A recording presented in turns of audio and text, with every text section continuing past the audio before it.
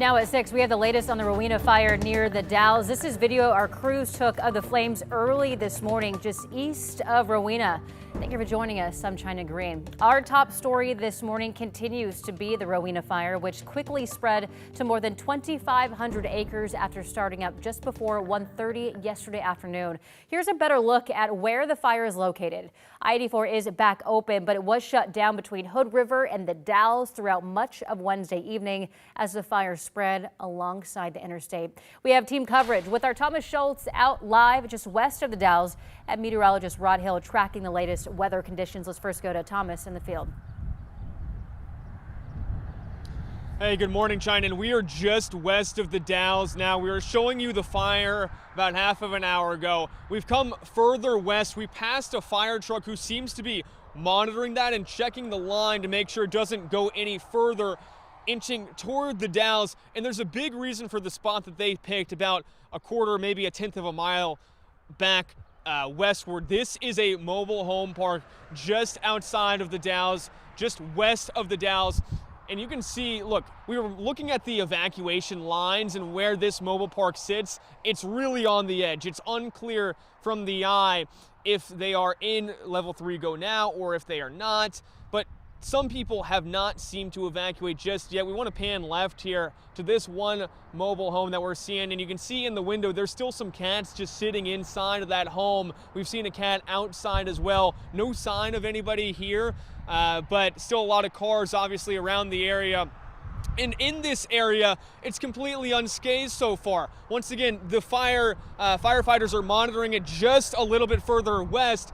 And this is a little bit different than what we're going to see right across the other side of the interstate. I'll show you in just a second, but still long grass, which if you go back westward has completely burned. Here it is unscathed, but it is very dry. If we pan over to the other side of the interstate though, it's a completely different story. On I-84 heading westbound, you can see smoke and you can see where this long grass was maybe a couple of hours ago. It's completely burned through and charred and is now just soot and smoke and continuing to burn. I want to show you guys the evacuation map that I was talking about. You can see level 3 go now evacuation stretching from Rowena almost to the Dalles. That line, that red line from red to yellow, that's about where we are right now, just outside of the Dalles.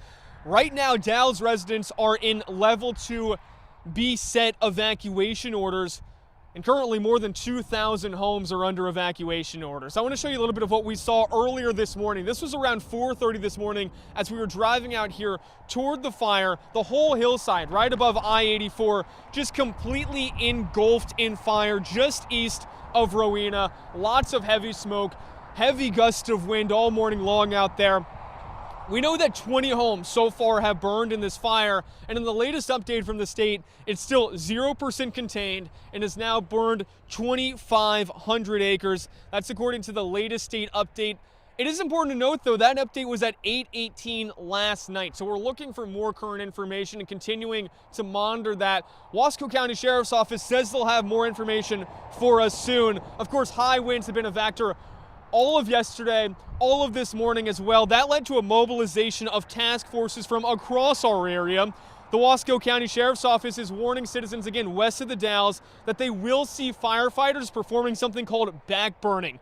What that is essentially fighting fire with fire by burning ahead of the active area. We can see just this morning, we've seen a lot of crews out there in the hills trying to knock down this fire and get it a little bit under control. This has been a very fast-moving wildfire. We're working very hard on stopping any forward progression, but we would rather be safe than sorry. Now, there are a couple of areas that people can go for shelter. The Dalles Middle School was a place that people could be overnight last night. That's a Red Cross shelter. They can go out there again this morning. If you have livestock, if you have trailers, if you have horses, the spot for that is the Wasco County Fairgrounds. That's down in Tye Valley. Once again, all morning long, we've been going back and forth with the gusts of wind. They're not as strong as they were, but they're still pretty heavy, and as Rod has told us all day long, that's going to be a consistent thing all throughout the day. We're going to have winds here, again, west of the Dalles, right by this mobile home park. We are okay right now. That is something that, of course, we will continue to monitor and check on throughout the day. as we cover the Rowena Fire. China. Thomas, thank you. Meanwhile, the governor and state fire marshal have deployed additional crews to help, including from Portland Fire and Rescue. Rick Graves says they're sending 3 units and will be working to do what they can to save as many structures as possible. Here's part of what he told us Wednesday evening. So we have 9 members that are going to be deployed to this particular Rowena fire. And as I said, we don't know how long they're going to be gone, but right now we're at 500 to 1,000 acres with a little bit of wind pushing it. So hopefully they're able to contain it quickly and they're back in a couple days. Portland firefighters will be joined by crews from Gresham and Corbett to help in the fight against the flames. All right, headed over to meteorologist Rod Hill now. Rod, how are the conditions today going to impact those firefighters? Well, it's a good news, bad news. By the way, this is time lapse behind me of that fire going into the sunset. Last evening, Thomas mentioned the winds whipping. They're going to be consistently from the northwest, anywhere from 20 to 35 miles per hour, especially this afternoon. Now, the good news is, confidence is 100% that that's going to be a very consistent wind, which means the fire crews will be able to almost completely get ahead of the fire with those burns and hopefully keep this fire from advancing off to the east toward the Dalles, which is where the winds will want to blow. These fire crews do amazing work. So if you're watching us from the Dalles and you're saying, where's this fire going to be moving to? This is good news that wind direction is going to be so consistent today that they can get ahead of this fire on the east side of it with full confidence and build those containment lines. So let's wish them the best, the crews battling these blazes. Here is the wind direction. It's northwest all day, gusting anywhere from 20 to about 35 miles per hour all the way through 6 p.m. Now, once we get into tomorrow, the wind forecast is quite a bit lighter, and it will be even lighter on Saturday. So today is crucial to keep this fire from moving off to the east. It's 57 in the Dalles right now. The winds are sustained at 17, not gusting much currently, but you can see these trees moving along the Columbia River. That's your update for now. Thank you, Rod. And now to the Washington side of the gorge, where there's some good news on 2 fires burning east of the town of Carson. Skamania County firefighters said yesterday the Grant Lake fire is now contained and they are making good progress on the Sand Hill fire. SR 14 has since reopened to cars. Officials say both fires started east of Carson near the railroad tracks. Now, investigators aren't saying yet whether it was terrain that sparked the fire, but there is a level 2 evacuation notice still in effect for people living near the highway to the east of Carson. So stay with KGW as we continue to cover these wildfires and others ahead this season. You can find the latest anytime on KGW.com or on the KGW mobile app. You can also stream our newscast and special coverage anytime. That's our free TV app, KGW Plus. Chris? All right, China, and an update on that SR 14 situation. The road has reopened. However, there are restrictions right now to commercial trucks over 10,000 pounds, not allowing any of those for about a 20-mile stretch of SR 14 through Skamania County. And of course, on the Oregon side, I-84 has reopened, but US 30 is closed east of Rowena because of that ongoing firefighting effort. All right, let's get back to the roads right now. Photojournalist Jonathan Goodwin on the Banfield westbound I-84 rolling along in Drive 8, and traffic's actually moving along okay this morning. No major issues out there just yet on the roads. We're still in green on the drive time, so speed limit commute. I do want to let you know about this. There is a max blue and red line disruption on the west side. TriMet reporting some trouble with some overhead wires in Beaverton right now. So they're using shuttles to serve stops between Willow Creek and the Beaverton Transit Center. Expect some delays there. Also, the red line only running from PDX to the Galleria. So you've got to hop on blue line trains if you're continuing west out towards Hillsborough. We'll keep you posted on this as we roll through the morning. China. Thank you, Chris. Portland police say it arrested 3 people after a lit flare was placed against the ICE facility in South Portland, and an officer was punched and choked.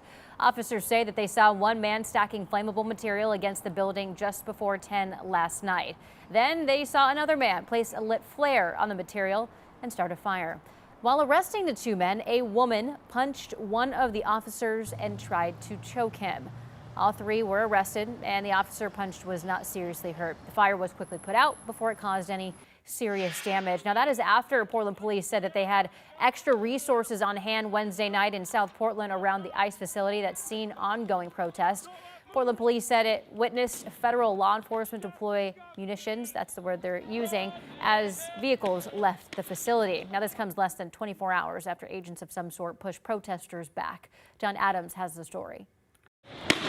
On late Tuesday night, video obtained by KGW shows agents firing what appears to be pepper balls at a crowd outside of an ICE facility in southwest Portland. Where's the professionalism?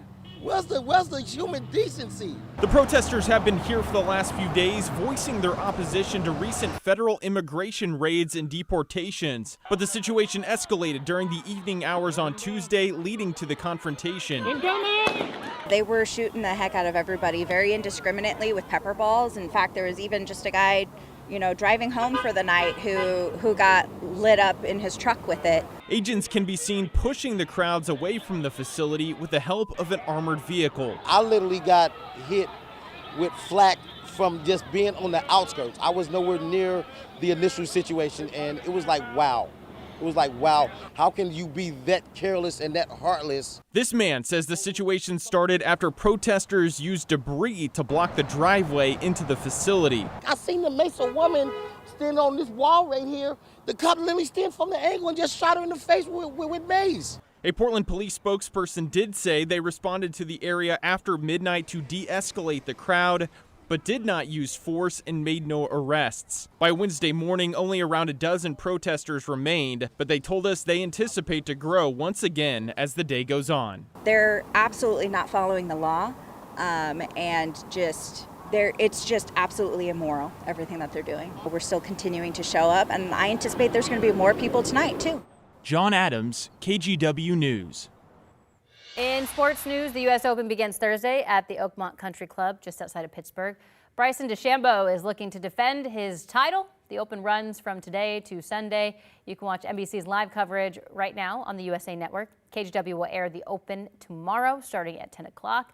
I know one of the viewers is going to be Rodney Hill. We are your U.S. Open station. Yeah. All fired up.